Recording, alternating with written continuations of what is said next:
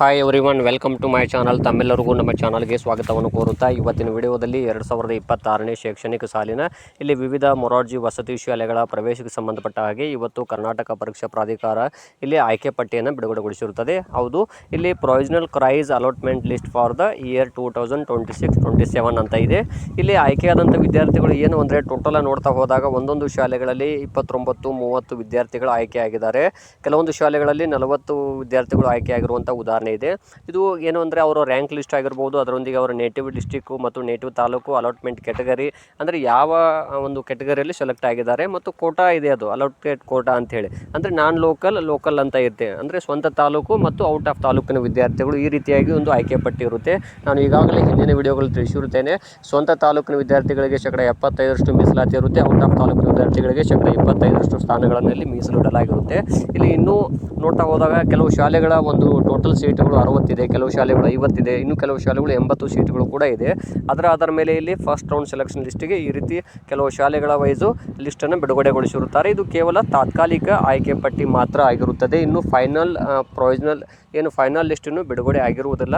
ಈ ಲಿಸ್ಟಲ್ಲಿ ಆಯ್ಕೆಯಾದಂತಹ ವಿದ್ಯಾರ್ಥಿಗಳು ತಾವು ಸೆಲೆಕ್ಷನ್ 90% ಆದ ಹಾಗೆಯೇ ಅಂತ ಹೇಳ್ಬೋದು. ಹಾಗಾಗಿ ತಾವೇನು ಮಾಡಬೇಕು ಅಂದರೆ ಇಲ್ಲಿ ತಮಗೆ ಸಂಬಂಧಪಟ್ಟಂತಹ ಎಲ್ಲ ದಾಖಲೆಗಳನ್ನು ಸಿದ್ಧತೆಯಲ್ಲಿ ಇಟ್ಕೊಳ್ಳಿ. ಇನ್ನೂ ಒಂದು ವಾರದ ಒಳಗಾಗಿ ಅಥವಾ 4-5 ದಿನ ಒಳಗಾಗಿ ಇಲ್ಲಿ ಫೈನಲ್ ಸೆಲೆಕ್ಷನ್ ಲಿಸ್ಟನ್ನು ಬಿಡುಗಡೆಗೊಳಿಸ್ತಾರೆ. ತಮಗೆ ಇಲ್ಲಿ ಅಡ್ಮಿಷನ್ ಮಾಡಲಿಕ್ಕೆ ಕಾಲಾವಕಾಶವನ್ನು ನೀಡ್ತಾರೆ.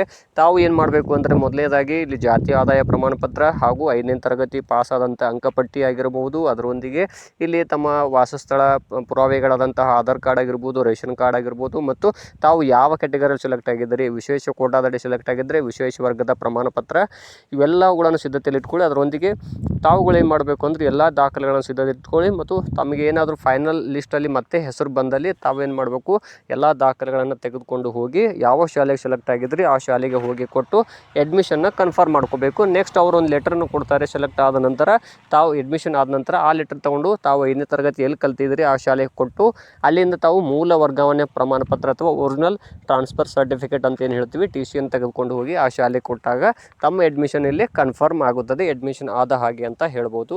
ಸೊ ಈ ಎಲ್ಲ ಲಿಸ್ಟ್ ನೋಡ್ತಾ ಹೋಗಿ ಇಲ್ಲಿ ಈ ಲಿಸ್ಟ್ ಪ್ರಕಾರ ನೋಡಿದಾಗ ಇಲ್ಲಿ ಇನ್ನೂ ಭಾಳಷ್ಟು ವಿದ್ಯಾರ್ಥಿಗಳ ಲಿಸ್ಟ್ ಆಯ್ಕೆ ಆಗಿರುವುದರಲ್ಲಿ ಕೇವಲ 30-40 ಕೆಲವು ಶಾಲೆಗಳಲ್ಲಿ 50 ವಿದ್ಯಾರ್ಥಿಗಳ ಅಡ್ಮಿಷನ್ ಲಿಸ್ಟ್ ಮಾತ್ರ ಇರುತ್ತದೆ.